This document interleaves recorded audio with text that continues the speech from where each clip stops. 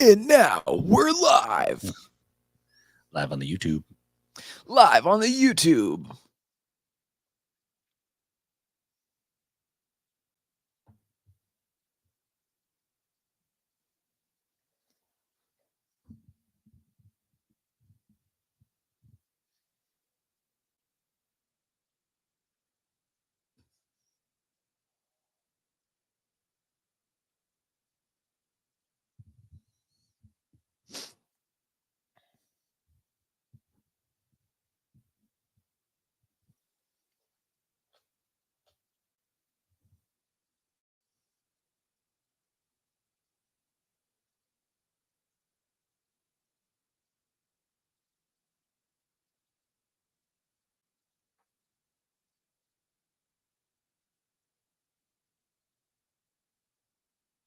Let me up.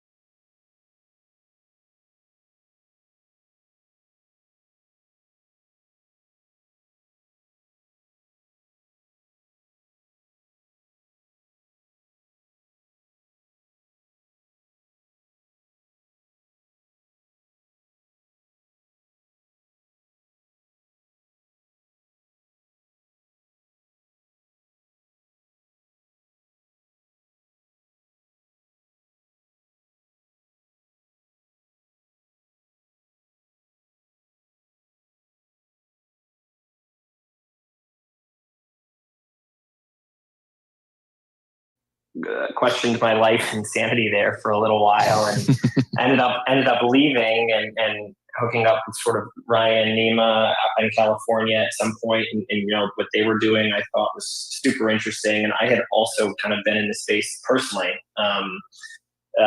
Kind of have long believed in sort of the ethos of decentralization and sort of Web3 and DeFi, and so have personally been in the space for quite a while, but didn't kind of join in a professional capacity until about 3 years ago now. And kind of working with these guys in the projects day in and day out has just been kind of a dream come true in many senses. And one of the reasons why I like it so much, and I tell people all the time, is back at kind of these other large sort of New York Wall Street type firms, you're behind a line of gray-haired partners.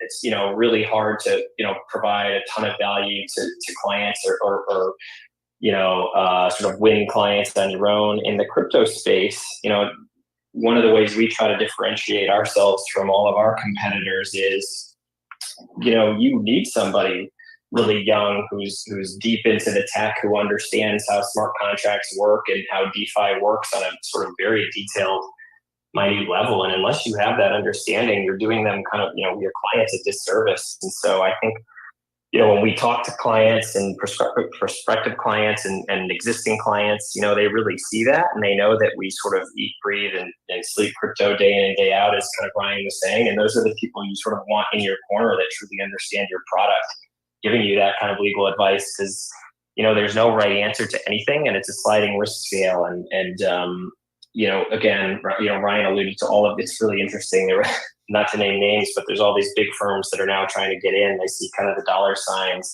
and I just don't know how a lot of these firms, yes, they're super prestigious, but how you're going to get that high quality legal advice on these really complicated sort of protocols, and that's kind of what we pride ourselves on providing.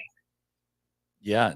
So once the BlackRock dollars started flowing on the ETFs, I'm sure there was blood in the water, Yeah, exactly. Then all of a sudden, it became totally fine to work in the industry, and people, are now self-branded experts who have never probably. I've always loved Bitcoin. Opened a wallet. Yeah, exactly.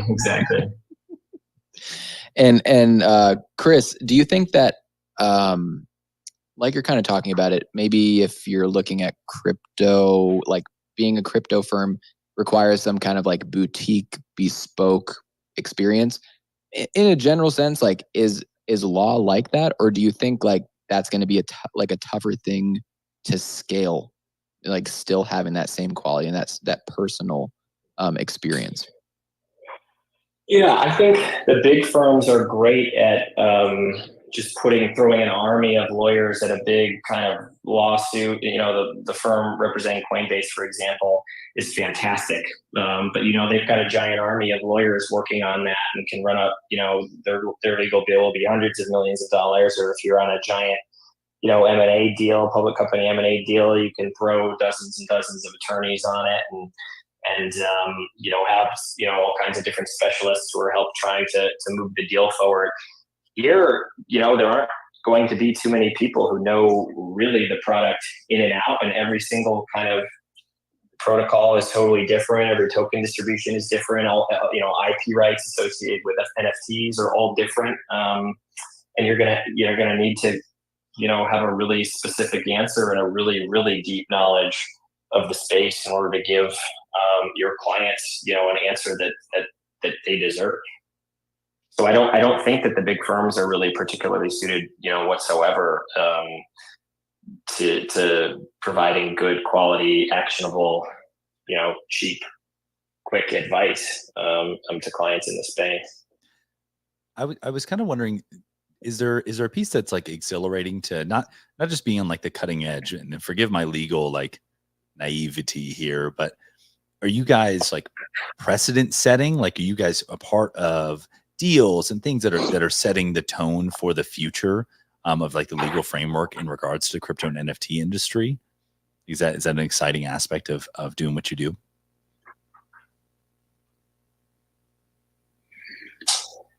Yeah, Ryan, do you want to take this one, or I'm happy to keep talking? But I feel like I've we'll take held the mic for a while. No worries. Go for it, Chris. Yeah, I would say that the landscape evolves so quickly. Every day you've got a new enforcement action out from the SEC or the CFTC or some other regulator, FinCEN, DOJ. Every day you've got new private, class action lawsuits that are filed. And every day we're talking with regulators behind closed doors on clients that have gotten sort of subpoenas or under investigations for certain matters, almost always before they come to us. And I would say that, the advice that we give is always changing, and you have to be sort of on top of that, and you have to be a subject matter expert. We talked before about how Ashbury is sort of 100% crypto focused. I don't think you could provide advice in the space if 50% of your time or 75% of your time was focused on traditional tech clients, and you only had 25% bandwidth to really focus on sort of crypto native issues. And we come up with all kinds of super interesting ideas that we push on clients all the time, and then or suggest to clients all the time that we then see picked up by the industry, either as copycats or they independently, other advisors sort of come up with similar ideas. And either way, we think that's awesome. We're happy to be thought leaders in the space, and I think a lot of that comes from sort of Ryan's background of doing sort of securities law and IPOs in sort of Silicon Valley, and me doing kind of big public company sort of mergers and really fiduciary duty kind of type suits, and together we make a really great team and come up with all kinds of like really creative ideas. I will sort of pat ourselves on the back a little bit too. Gary Gensler came out a few months ago. I don't know if you saw this, and kind of had a scathing rebuke of crypto lawyers in the space. And he said, these guys are, they're slippery. They put forth all kinds of, creative arguments, that are protecting their clients. And, I think we take that sort of as a badge of honor in some ways, and are happy to kind of advocate strongly for our clients against like what many in the space would say a regulator who has gone far too, aggressively in their sort of regulation by enforcement. And so I think that is sort of a badge of honor for us. That was the most respectful way I've heard someone dunk on Gary Gensler in my life. I love that. I didn't know where this is going. I thought you were about to say like they called you out as not being slippery, and I was like, I'm a little bit bearish. And you're like, oh, actually, eat your shorts. Let me tell you about it. Slip and slide. Yeah, get out your tarps. So funny. I love to hear that. Well, and I love to hear that, Doodles has had Sarah Covell as her legal counsel for a long time. And obviously she's still involved. And, my understanding, she's a great music industry lawyer. So it's just great to hear that Doodles is increasing their capacity, by bringing you guys on. So that's super exciting. And I say that kind of as a cheesy segue into coming back to Doodles Wake and Shake, because I'm very curious. I want to know more about that. My understanding is that maybe Nima. Is Nima on the stage with us, Tony? I can't see right now. The Chief Vibes Officer? Yeah. Yeah, Chief Vibes Officer. Yeah. My understanding is that maybe Nima was part of the inspiration behind Wake and Shake. So Nima, do you want to introduce yourself and tell us a little bit more about like how you got the inspiration for Wake and Shake? Yeah, I would love to. Thank you. I'm one of the other lawyers at Ashbury, adding to, and I'll be a lot less bashful, all the precedent-setting work that we definitely do here at Ashbury. Love it. Yeah, some of the inspiration for Wake and Shake came from something I used to actually do when I was in law schools and studying for the bar specifically. Was like where I really hit it hard was actually a company called Daybreaker, which did basically the same thing. We essentially copy-pasted what their entire business model is, quite frankly. And that is these morning dance parties where, instead of going, theirs was more dance focused, ours was more movement focused. But you wake up, instead of going to, doing your morning workout or going to the gym or something like that, it's, hey, we want to do this dance party. Come show up. There's going to be live musicians, a live DJ, fruits, snacks, coffee. so on and so forth, all your morning stuff, and just come dance. And I used to always find that when I was a law student, and even early in my career, when you're really just grinding all the time, you kind of struggle to go find these kinds of fun events, and your time is taken so much. Like you're working an 18-hour day, let's say, and that's including your commute and everything like that. Like, when are you going to go have time to go enjoy yourself? And maybe you're getting a workout in between there. Well, guess what? Why don't you just go dance instead? So we wanted to bring some of that to Consensus this year. Some of the more kind of holistic feelings, or rather the good vibes versus just a happy hour where you're just going to go and talk, and maybe you'll have one good conversation or something like that. But I don't know if y'all felt it. I certainly did. Even though not many people danced, everyone just felt very happy at the Wake and Shake. They felt like in a good mood. People were smiling a lot. Um, and I don't know, you kind of saw a glimmer in people's eyes, in my opinion. So that's why we did it. That was the inspiration behind it, and I definitely hope to do it next year and the year after and the year after. Probably on a Thursday, so we're not combating hangovers as much, because I have a feeling that was our biggest competition. But but yeah. That's probably a fair assessment. But I no, I totally agree. Yeah, for someone who was there as an attendee, it felt like the energy was like bright, if that makes sense. Like even just the lighting, watching, it was like, oh, like it was like, oh, I'm awake, and everyone's, yeah, like you said, everyone was smiling, and it was really like cheerful. Yeah, so and I don't know if you had the opportunity to eat any of those breakfast tacos, but boy, howdy! Yo, Chef, right? give the review, Chef. Oh my gosh! So first of all, like, let me just tell you, like, when you saw the eggs, I pinned the video up to the top. The eggs are like orange, and that's those were happy hens that laid those bad boys. Those, yeah, like straight, like, I mean, orange. But the middle one was like eggs mixed with brisket. What?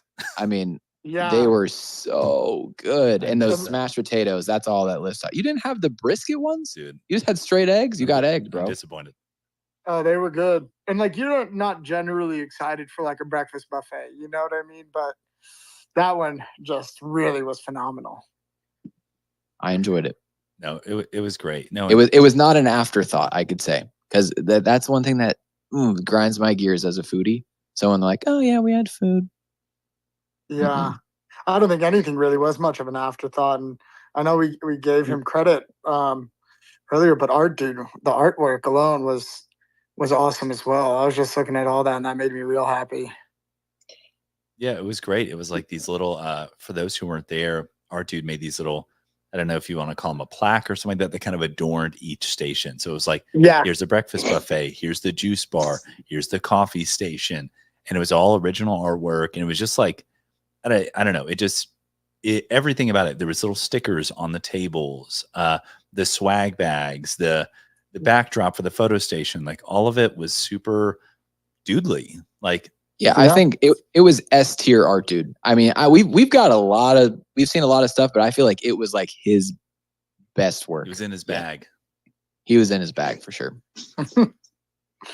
Yeah, we agree. Got to give credit where credit's due on the swag. That came from the Doodles team officially. That wasn't art dude, but everything else you saw there was art dude, including the backdrop and churning. You can see my rainbow beard dude here. He turned that into a full-fledged character dancing on the dance floor. So this is one of the coolest things about the event, was that it was really in many ways created by and for the community, right? So we just talked about all the stuff that Art Dude did.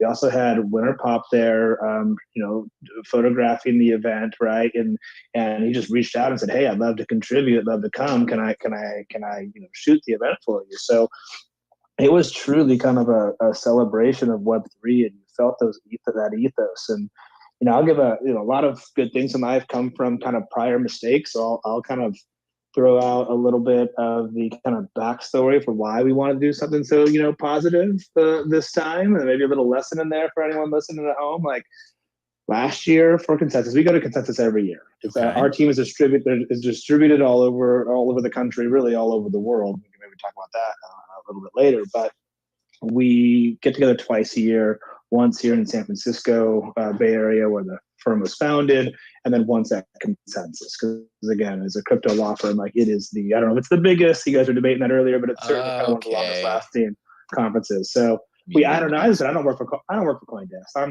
not here to hey, we appreciate the honest review. We love it. Yeah, but so we went last year, and I had just had my daughter, so I wasn't there in attendance, and admittedly, kind of Consensus was a little bit of an afterthought for me, and so we kind of, I wasn't as prepared as I'd like to have been. And then kind of at the last minute, rather than just saying, hey, it's fine, we're not super prepared, we kind of last minute try to throw a Hail Mary and throw a little party together. And we sponsored an event that someone was throwing and just kind of slapped our name on there, just like not very thoughtful, not very deliberate, right? And because, again, we weren't prepared. And so 2 mistakes there. We weren't prepared, and then we panicked. And by we, I mean me. I'm taking this squarely on the chin myself. Anyways, that party ended up being kind of like a late night party. It kind of looked a little bit more like a drug den than a professional kind of happy hour. And I felt so embarrassed that my team was there, that we had some clients there. That when I'm not judging anyone who partakes, but it just wasn't what we were about, wasn't what we wanted to put forward as a kind of a professional law firm of like real serious lawyers. And so, coming out this year, it was like, what's the exact opposite of a late night drug den? And, and then it got us thinking like, hey, why is every other crypto conference event just kind of like alcohol induced, slightly or more than slightly bro culture kind of based? And we're like, what's the opposite of that? And then this is where Nima's idea, he's always been talking about Daybreaker, like, what about a sober morning dance party? And we knew we were crazy for doing it, but y'all were crazier for coming. And I think it really worked out. And the idea was like, how do we just inject some positivity into people's day? How do we have them kind of float out of there just like feeling good, feeling energized in like a very wholesome, positive, kind of joyful way, right? And then this was exactly the impetus for this. And then when we kind of came up with this idea, it was like, oh, who should we do it with? And like I think everyone on this spaces will agree, there is no better brand in Web3 that kind of exudes that kind of joyfulness and positivity and wholesomeness as Doodles. And so I had connected with Austin here in San Francisco when he was here for GDC, and I'm like, hey man, I got a really crazy idea. And he loved it. And that was that was the rest. That was the kind of the start of this really cool partnership in terms of creating Wake and Shake. That's awesome. And like you said, no shade to anybody going to the late night, dog whiff hat party or whatever, you know what I mean, at the conference. None at all. But yeah, I think there's something to be said there. And you mentioned, Doodles is the kind of natural fit for this kind of event. Like, Tony and I have been talking about, we've jokingly wanted to host this thing called the Dude Lifts Wellness Brunch at a conference that was essentially, brunch, walking around, maybe some IVs, like this kind of thing. And I think it's just because the IP, the art, it almost like calls to have something like that, if that makes sense. And so it doesn't surprise me that you kind of came to this conclusion, so, and you guys executed it fantastically. And so I love that. Well, we're all for the Dude Lifts Wellness Brunch whenever that happens, by the way. Count us in. All right, fair. I wanted to kick it over to Michaela, because you mentioned, Ryan, you're like, hey, I connected with Austin in San Francisco and kind of posed this idea. I know there's a lot that goes into between then and when the event actually goes down. So Michaela, what was it like to work with the Doodles team and the community kind of leading up to the event? Yeah, I mean, working with the Doodles team directly is always an incredible experience, whether it be professionally in a legal capacity or for more fun and collaborative events like Wake and Shake. For this event, I had the pleasure to mainly work with Kat and Austin at Doodles, and had the chance to meet with Austin in person for the first time at the event. And they're just incredible people to not only work with, but to just talk to and be around and hang out with. So I really appreciated that like personality aspect to it and putting faces to names and getting to meet them in real life. We also talked about it a little bit already, but we had a lot of help from Art Dude. He did all of the artwork for us. Some of it will now be living in my apartment just because it's so fun and bright and bubbly and like fits my vibe perfectly. So it was just really nice to be able to see how much you guys were willing to put in effort and put in time and use your guys' creative talents to really help us make the event so special. Not only with Art Dude, really like doodle-esking everything and bringing so much color and life and joy to the event, but like Ryan mentioned as well, Hey Winter Pop offered to come take photos and just wanted to be a part of the event. And I think that's what makes this community so special, is that you guys are just excited to be involved and we're excited to have you. And it was just a very unique experience to collaborate with people actually in the community, and just really goes to show that this community is different and truly something special. And we just wanted to say thank you to anyone who had the opportunity to come join us, and for anyone that helped make this inaugural event really special, and for all the feedback that we've gotten so far as well. We're already thinking about next year and all the things that went right and all of the things that we can improve on. And we're just really excited to be able to host Awake and Shake next year and make it even better. Yeah. No, I mean, it's cool. Like being in the trenches, like you said, I mean, it's a really neat group of people, and like people that actually got up and went there. That's sort of like, there was like At an Art 8 Blocks a.m. event. too. Yeah. Like Art Blocks hosted this event in Marfa. It's like the middle of nowhere where they have like that Prada store. It's like in the middle of the desert. So like Marfa, the people Texas. the people that land there, you're like, all right, you really had to like put in some effort. Same thing here. Like I mean, all the freaking parties that go on. And Oh, yeah. I just think like once you show up there, you're like, you know what? We're here. We're not going to just be like yawning and rolling the sleep out of our eyes. Like now's a great time to network. This is I love that Thompson Hotel. Like it was good spot, like massive windows. Love when some sun comes in so we can bask. And I think what didn't get mentioned was like there was like yoga mats. I'm not much of a yoga person, but I like to stretch. And then there was massages too. Holy crap. They were nice. I was not expecting that in the morning. Yeah, we love that feedback too. We're hoping to kind of take all of that and morph it into an event next year where we're taking all these little bits of comments that we get from all of you and make it even more doodly, or make it even more movement focused next year. So we're excited for that. I gotta say, it was one of the funniest things, because you're talking about getting there 8 a.m. Y'all did a fantastic job. You offered a ticket redeemable for your swag bag so that people didn't have to carry around their swag bags. But we're degenerates. And so we had the option to get it now or later. And I saw everyone carrying around those swag bags, even though we didn't have to.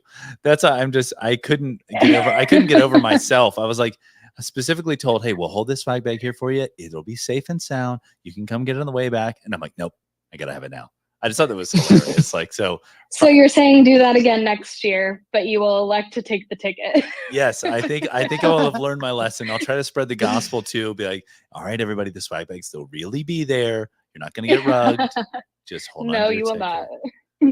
But really smart idea. But I was, just too degenerate to take advantage.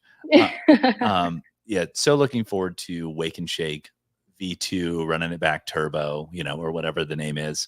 But I wanted to go back a little bit to something that Ryan said, because Ryan mentioned that y'all had an offsite in Consensus. And you do that every year along with San Francisco, and that you all are a global team. And that's one of the most fascinating things about crypto. Tony mentioned it earlier. It's something we take for granted, is that this really is like a distributed space. Not only just different regions and things that are popular in different regions, but companies can exist where, shoot, Tony and I ran spaces together for like a year before we ever met in person, and that's just a small example. And I know crypto, and I can only imagine the legal side of it is even more worldwide and distributed. So maybe just kind of, whoever's here on stage, kind of let us know like where you're based out of and kind of how are you part of this global network? Yeah, I'll start because I probably got the most boring version of this. Law firm was born in San Francisco. I have now moved a whopping 8 miles away from where it was founded, and now live across the bay in Oakland with my wife and daughter. So I'm still kind of holding down the fort here in the Bay. Nice. That's awesome. How about go. I'm going to follow Michaela. that up because I am also not one of the exciting bunches. I'm right outside of San Francisco, living in Sacramento right now. That's home base for me. Oh, love Sacramento. Great town. Yes, it is. Awesome. The birds seem happy. I sound like you're in like the Garden of Eden. Nice. Someone's got the. Or whose birds are those? Someone's got the nature sounds. I believe that might be Nima. We love that. Actually, Nima, where are you at? Those are my Oakland birds. Actually, I don't want to put quick little plug for Oakland. I don't think birdsong and Oakland necessarily go together in people's minds, but I'll close my office door here so not to distract everyone. Oh, hey, we didn't mind the nature sounds, but Nima, where are you based out of? Looks like Nima's left and is in listener mode. Maybe you can elevate him, but I'll jump in the meantime. So I have been doing the digital nomad thing now since joining Ashbury. So going on 3 years now. Just did a 5-month trip through South America, which was quite fun. Now currently based in Hawaii. Which, believe it or not, has kind of a burgeoning little mini crypto industry here. There's lots of kind of builders and investors out here, and they're always fun to hang out with. So that's my story. And then Nemo's is the most interesting, so we've saved him for last. More interesting than a 5-month trip through South America based in. Okay, all right. I think so. All right, Nemo, tell us what's up.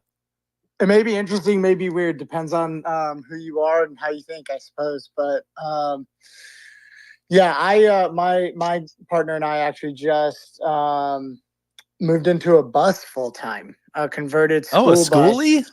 Yeah, Whoa. Yeah, we built out a schoolie. Hey. And we're full time. We actually this month was our first month in it, and we drove all the way to Austin, and we had it at Consensus. I thought about doing meetings out of it, but I ultimately opted against that. Bring your own office, BYOO. Not a bad gig.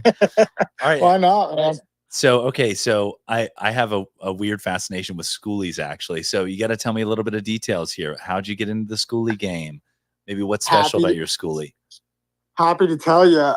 I've also had that same fascination for 10 plus years, and I've always wanted to do this. And probably, I don't know, 4 years ago or something like that, I was sitting down with enough money to make that dream a reality, because it's not really that cheap, right? You can do it, but not that comfortably. It's like I should probably buy a house instead. It seems more fiscally responsible. So I really hit pause on that for a while, and finally, things lined up, and we kind of dialed things in with the firm and our work and our workflow and everything. And Starlink came out, so connectivity became a lot easier. Yeah, man. So the reality just became much simpler. And finally, back in December, my girlfriend and I pulled the trigger. We went and we bought one that we had hoped would be a little bit more turnkey, and it certainly wasn't. Although I'm definitely picky about my craftsmanship, so I definitely got in there and was like, I don't like this, I don't like that, and I just tore the thing apart and rebuilt everything from the ceiling down to the floor.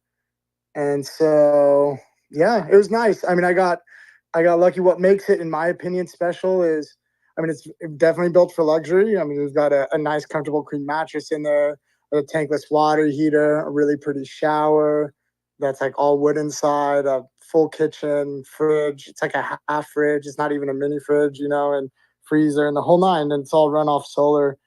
And It's all got my hands all over it. So I is love this that thing. thing ready to go boondocking? Like you're out there, or Oh are you mostly yeah. sticking to the campsites? What's the vibe? No. It's designed for off grid.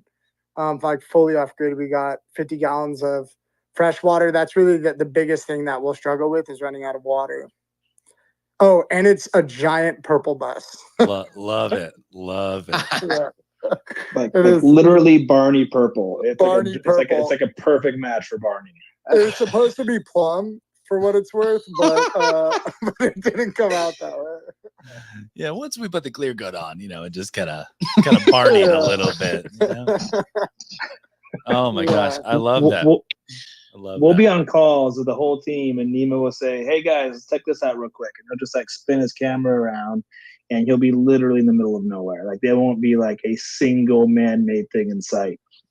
And just to open up the back door of the bus, just that's the backdrop. Just check it out. Yeah. Right now I'm at home in Sacramento getting it ready. That's why I garden a lot. That's why Michaela was like, "Oh, Nemo might be the sounds of coming from my backyard," but no, sadly not today. And will you have like a plan where to go?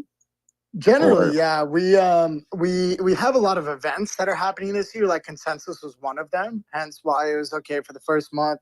We'll spend our time between California and Texas, and with Consensus being kind of the event, and then we headed back, and we have again various events, engagement parties, weddings, things like this that we're just kind of hopping around, music festivals here and there, and we just basically everything between those events are, hey, let's either find a national park to go to or some BLM land or Bureau of Land Management land to just park at for a couple weeks at a time and just explore nature and work and just enjoy ourselves. Hey, if you ever need a place in northern Arizona to park your bus, I've got a tokenized piece of land near the Painted Desert that just is begging for somebody to camp on it. Lovely. I'll let you know, my friend. That's awesome. So is the bus going to make an appearance at Permissionless in October? Do you know? I have not been planning, but quite possibly. Definitely now that I'm pretty mobile. All right. We'll see if the bus. We're thinking about running. We should do. What about like a twist for like Barney?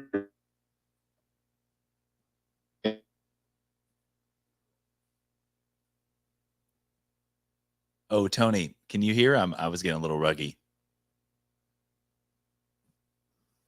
I can hear you. Oh, okay. I heard Liz. Oh no. Don't tell me. Are we back? Are we back? I think so. It seems like it to me. I think we just started talking about Starlink and schoolies, and then the internet in my stable home decided to rug. Oh wait. Okay, we're so back. So we are so back. So did I hear something about a Twitter poll of where this school bus is going to next? Yeah, it sounds like we could do like a Dow vote, like a snapshot vote. I am volunteering Nima for that. Yeah, he's all about it. So I think TGID should launch the Twitter poll about which conference Nima goes to next, and Barney. Ooh, okay. It's actually it's Barnabas, just for anybody following along. Wow. Yeah. Plug the app. Plug the Instagram. Plug the app. How do we follow the Barnabas? Okay, you guys can follow it. I'll plug it. It's actually it was School Runnings at first was the name. Epic. And, That's epic. so the Instagram currently is So Cool Runnings, just spelled exactly how you think, no spaces. So just wait, a name change is coming now that it's purple. Obviously, we can't really ignore it. Well, either way, the name was fantastic. So either School Runnings or Barnabas or whatever the unrevealed name is. That's incredible. Yeah, I mean, geez. Do we now, Casey, do we catch where you're based out of? And now I'm guessing it's not like, Schoolie V2 if that trajectory is continuing, but no, you didn't save the best for last in this instance. I'm in Southern California, kind of near where I grew up, near the family. So, I'm lucky enough to work at Ashbury that allows that remote and kind of family access. So. Awesome. And then I guess this might be like a more like, I guess, towards legal things. Like when people build LLCs, like they tend to be in Delaware. And I've also been hearing some new stuff about like North Dakota. Are there certain places that you guys do most interactions with as it relates to crypto companies, like overseas, or certain like legal havens in the United States particularly? Not legal advice. Not legal advice. Ryan, do you want to take this? Or you want me to take it? I'll go for it, Nima. I was just going to say we tend to not call them havens or loopholes, but maybe like preferred jurisdictions. Okay. And yeah, Nima, you can touch on that, Nima. Yeah, happy to. I would say there's definitely jurisdictions that we tend to interact with more than others. Delaware being an obvious one, and for all the obvious reasons that you see. That's really not, to your question you asked about havens, so to speak. That's not really the haven jurisdiction that people seek out. We tend to find that when we're dealing with securities laws, there's some benefit, marginal that they may be, to going offshore. And so you tend to see a lot of projects launch in Cayman, BVI, Panama. At least typically US-based teams will go to those jurisdictions. And it really depends on what you're launching, and kind of the activities, your business activities will determine, which jurisdiction is more suitable for you. But that's less about operating out of those jurisdictions versus just not operating in the United States.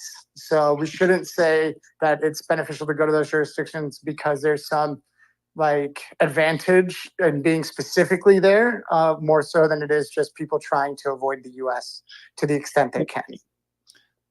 And I'll say something about, like, you talked about North Dakota, or, there's a lot about talk about like Wyoming, right? Like Wyoming, like the Dunas or the Wyoming Dow LLCs. Like Wyoming's done a really good job of kind of marketing itself. And like, I love that, like, I'm not going to knock a state or its legislature for trying to be thoughtful and advancing kind of the crypto space, but really the laws that make it difficult or complicated to operate in the US are federal laws, not so much state laws. Like Delaware is never the problem. Like California is never the problem. New York has its bit license or whatnot, but like for the most part, it's not the state issue. It's the kind of federal issue. So we get calls all the time. Hey, I want to do something in Wyoming because I saw this new article that came out, this new thing they're doing, and it's cool. And we've done a couple of those, but for the most part, that's not really going to like solve your problems. And similarly, going offshore, everyone, here's a lot about these like foundations and Cayman Islands and BVI or Singapore or Switzerland or Panama.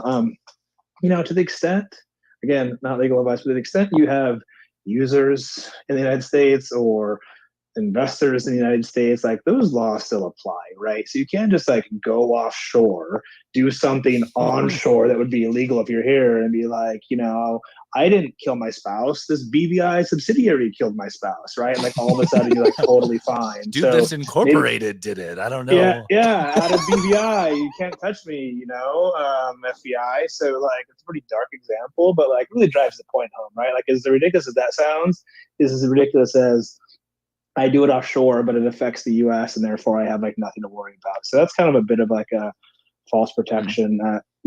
One thing that's actually really interesting that we started doing in Delaware is something called public benefit corporations. And this was kind of a unique innovation. And like, again, where we get like really creative at Ashbury. Chris, want to talk a little bit about that and like how we have, you often hear about projects that have tokens and they have like equity, and it's like, who do they serve, right? Like who are you supposed to be like maximizing value for, and like what are the legal issues with that? So I want to let Chris talk about it because it was kind of his brainchild to come up with this really unique way to kind of solve that challenge. Yeah, it sounds fascinating. Yeah, sure. So when you think of Delaware companies, you think of, for those that aren't familiar, what they have there is called like a stockholder primacy sort of set of laws where, you see this a lot in the public markets all the time, where companies are just looking for their next quarter earnings, and people get really frustrated by it. But really, every single decision that they make has to be in the best benefit of stockholders.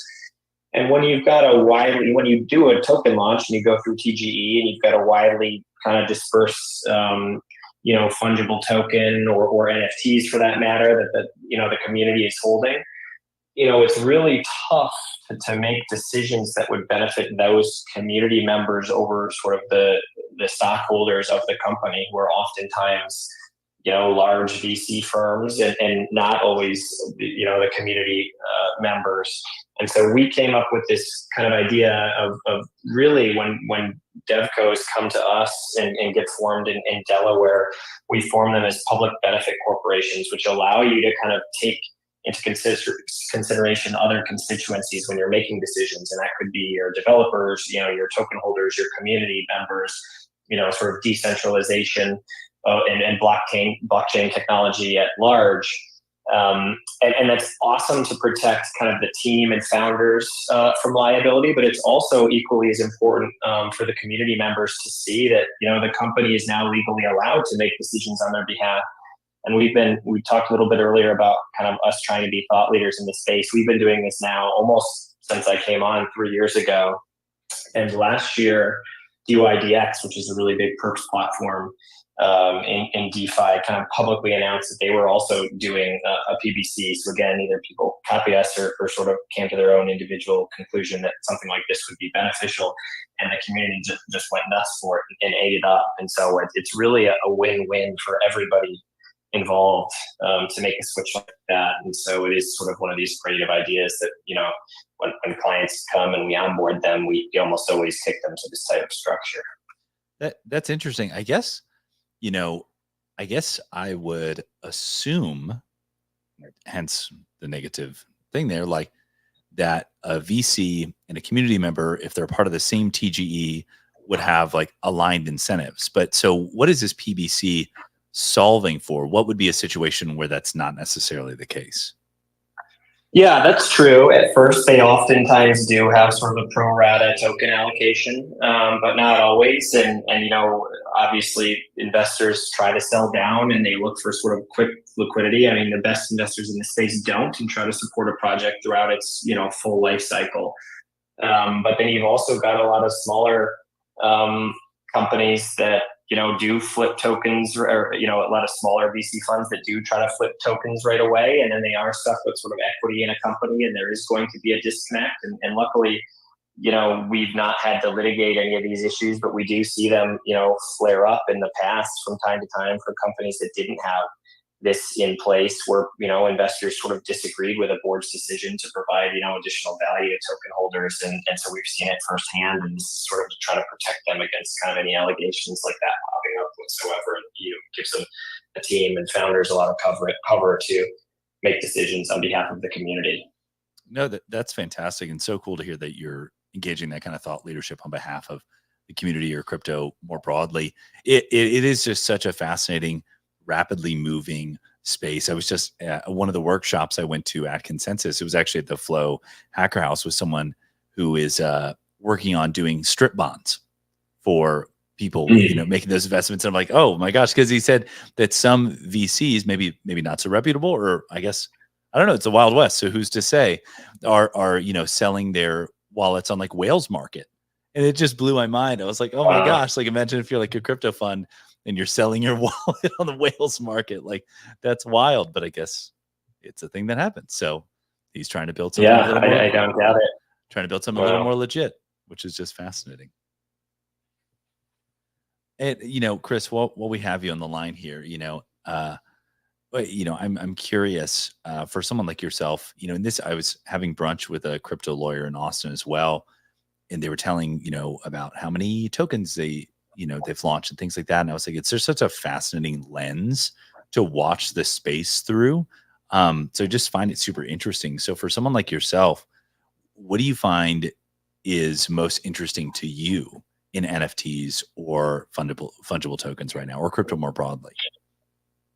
Yeah, great question. I think this space is sort of matured substantially beyond a lot of the really, I guess you could say, early stage hysteria from a few years ago. And that's honestly probably a really good thing. Even, taking a quick peek at all the listeners, it looks like most of you guys are OG holders and here for the long haul, and kudos to you all for the, support and belief you have, not only in Doodles, but the NFT sort of space generally. I think that everybody here at Ashbury would probably agree with me that we're starting to see projects live up to some of these sort of historical hopes and dreams, especially in the, naturally in the art, but also gaming, sort of music, collectibles, verticals. And ironically, in some ways, it's come full circle. I think NFTs went through a far more difficult crypto winter than fungible tokens, but I personally question some of these, recent token launches, especially the low float, high FDV launches, where it's not clear at all really how value accrues to token holders, and especially, later retail purchasers. But on the other hand, a lot of these, earlier NFT projects are now maturing and offering all kinds of opportunities to monetize IP, unique ways to engage with community, and at base really, I suppose, establish creative and more democratic forms of asset ownership, and setting aside securities laws issues where, we're starting to really see these emerge beyond just the traditional sort of PFP kind of rights that Ryan had mentioned right off the bat. I rattled off some of these before, but we have a number of clients in the gaming space that are super interesting and are implementing NFTs in Web3 gaming, in particular, sort of ownership of in-game assets and various types of cutting-edge ways for communities to create value themselves and share that value amongst themselves. We're seeing a lot of NFT activity in the real estate and RWA space. And we actually don't have any clients here, but we're starting to see some ticketing projects come to market now with MVPs. And so I guess I'm rambling a little bit now, but people had so much belief sort of early on in the space from the community. And I think we really just had to let some of the builders catch up. And it sort of feels like we're on the cusp here, and that's really exciting. To kind of help builders, with these different projects, and we're super excited to be part of many of them. Now, go ahead, Tony. You definitely have a really cool point of view, because I think like maybe being in like the culture side of things ebb and flow by like the market moves, right? Like you're saying, whereas like real infrastructure just takes fucking time. You know what I mean? Yeah. Like it really does. And with our little, TikTok, acorn size attention spans, the crypto mind cannot comprehend that. That sounds like something that dude should say. But from being on the inside looking out, that's a pretty awesome position to be in. Like having that access and really kind of getting to go out here, like you said, and positioning yourself as a thought leader, being like, we're gonna do just fine. Like everything is looking real good. I haven't even heard like the word ETF mentioned in this space, which is cool. I mean, it's just like it's a side effect of what's really going on here. Yeah, I couldn't agree more. And we're also focused on it. Everybody in this call is just so in our case, almost singularly focused, and in many of the listeners' cases, like very focused on sort of crypto markets and sort of the day-to-day kind of developments. And sometimes it's nice to take a breath and take a step back. And, a lot of these companies are only a few years old and are finally coming to market with a lot of their products. And some of it's really exciting, and it's inevitable, I think. Is kind of maybe the best way to put it, in the words of Thanos. It's inevitable, and it's fun to watch, and we just see more and more builders enter the space, and really more and more cool ideas being kicked around. Well, and I couldn't agree with you more with something you said previously of like, these projects are coming to maturity now a couple of years later. I feel like every couple of weeks I'll put out a tweet just as a kind of reminder, like, hey, remember like we were sitting around in Discords dreaming about this like 2 or 3 years ago. Yeah, It wasn't that long exactly. ago, like when we were wishing that an influencer or a celebrity would bat an eye our way, and like now Doodles has Lil Wayne and Coi Leray on the roster as the first announced voice exactly. for the movie, and it's just, it's worth getting reminded about, and it's worth putting in perspective. Like Sappy Seals just recently announced their Omnia game. And I remember in 2022, there was projects who were going to mint. They're like, yeah, we'll have a game in 2 months. And that never happened, of course. Right. And we have these projects here today. And this should put it in perspective about how long this stuff takes. And how rapidly that the teams currently here are actually moving. Is like, you don't think that these projects with holders breathing down their neck 28 hours a day are trying to build as fast as humanly possible. And this is how quickly they could come to market with whatever product, whatever entertainment, gaming, whatever product they could come out with. So I don't know, just worth putting in perspective just from where I'm sitting. I think Tony, you had asked, about at Dude Ranch, I think, about, maybe it was at Wake and Shake, about if there were any other kind of periods in history in the technology industry, what kind of mirror what's going on here a little bit in crypto, right? And maybe not perfectly, but it was a great question. And if you think about, the internet, everyone thinks of the internet coming of age in like the 2000s, right? And when you really think about the history of that, and you're talking 40, 50 years before that, where it was a great technology, people didn't know exactly how it was going to impact the world. No one could have even predicted how it was going to impact the world. There was some cool stuff with, military technology or connecting academic institutions. But then, it wasn't until the 2000s that you're like, holy shit, online banking, right? Or just like things that like are fundamentally changing how we live our life. And we're not like interacting with the internet. The internet is just like this invisible layer that like allows new business models to come to fruition, right? Or like Web 2.0, the whole kind of read write era, right? Where now the kind of consumers are contributing and creating the internet. Like that took 50 years. And, and I think if you look at like what we're doing here, I'm not asking people to be patiently waiting for 50 years. I don't think it will take that long, but like we're, 5 years into some of this stuff. So, I don't think we still can't predict exactly how it's going to impact our life. We know the technology is transformative. We know the ability to kind of disintermediate, important industries is potentially transformative and has a profound kind of societal impact, I think, positively in many ways, from kind of democratizing access to certain financial institutions or financial products, or kind of democratizing the value that's created by consumers who are creating this third version of the internet. And, it'd be, people always, make fun of NFTs for like this, right click and save monkey JPEG worth, $1 million or whatever. And it's like, wouldn't it be crazier if the first version of NFTs were like our houses on them, right? Like that's probably like a pretty irresponsible place to start. Like, let's start with $1 million JPEGs of monkeys and have Justin Bieber, put his money at risk to prove this technology.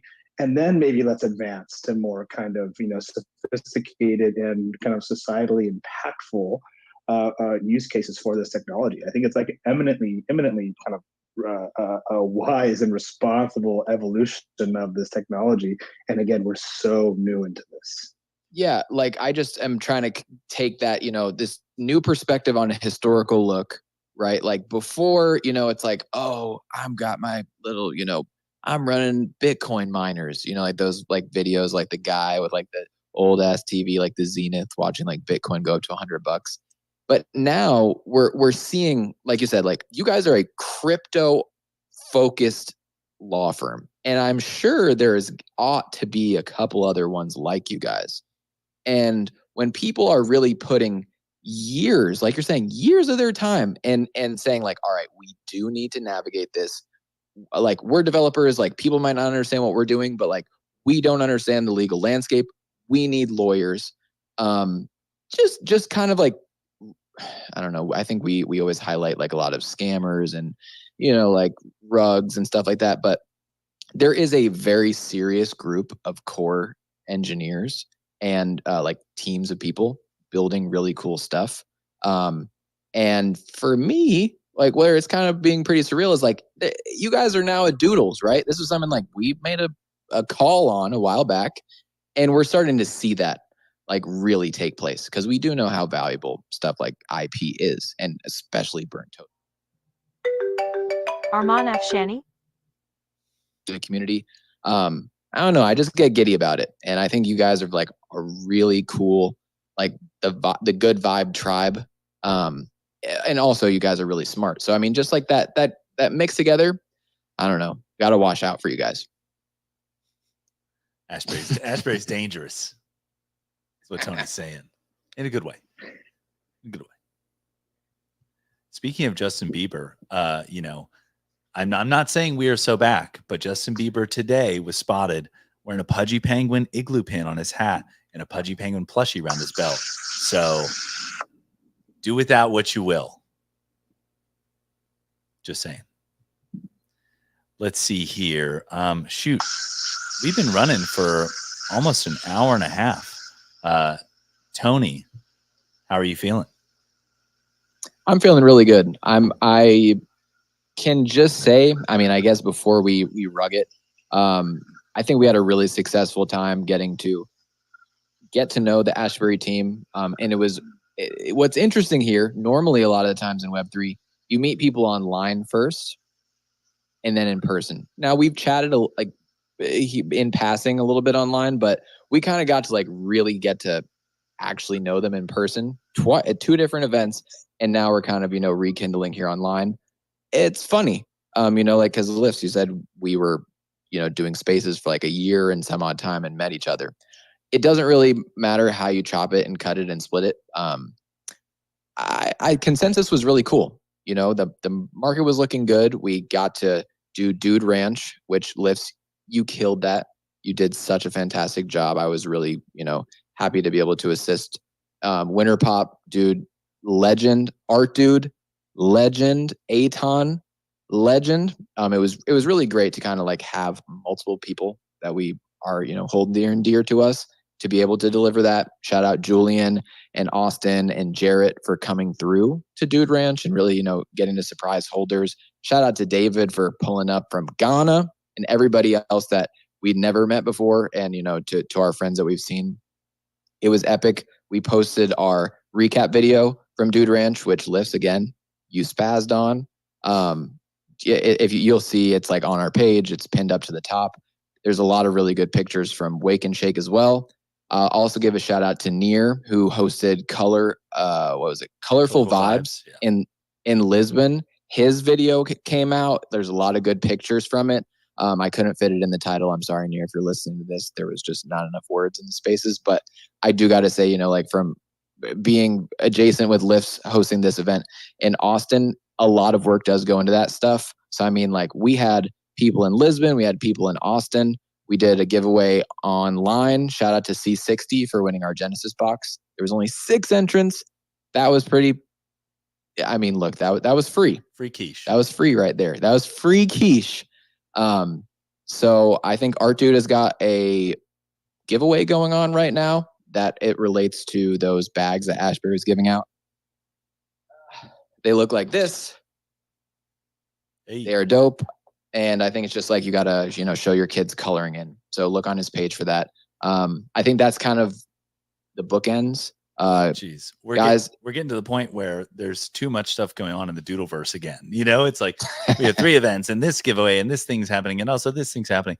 I just want to say to the team in Ashbury, to everybody who's joined us on stage and who can't be here, like it just speaks volumes to, I don't know, who you are as people, as a company, that this is how you decided to kind of, debut your connection with this community, because like Tony was saying, a lot of, these things are partnership deals, what's the space or a thing like that, but y'all really showed out. And I think it speaks volumes to who you are. So thank y'all was what I'm getting at. Yeah, I appreciate that. We had a whole lot of fun. Awesome. And I just want to say it's important to us to recognize like we're kind of newcomers in this community, with maybe the exception of Casey. And so that's why it was important for us to show up at Dude Ranch.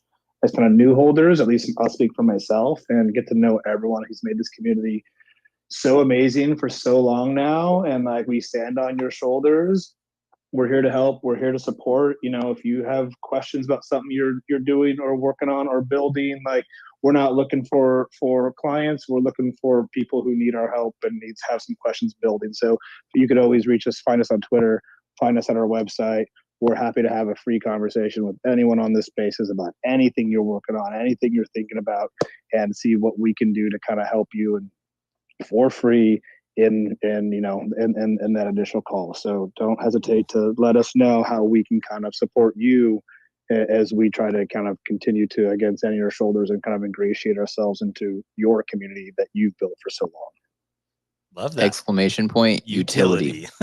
And I'll just say this, you know, like, for those of you guys that are listening that weren't there at Wake and Shake, I did get like the, you know, pleasure to really kind of chop it up with Ryan and some of the other team. So this will definitely not be the last foray here on Ink Tank. We're definitely going to try to get into some IP stuff. So look out for some tweets. We're going to try to see if like there's some general, you know, conundrums, scenarios, questions that you guys have to see if they might be able to bring some clarity just for the wider community to kind of unlock everybody's creativity as it relates to IP usage, whether incubator or not.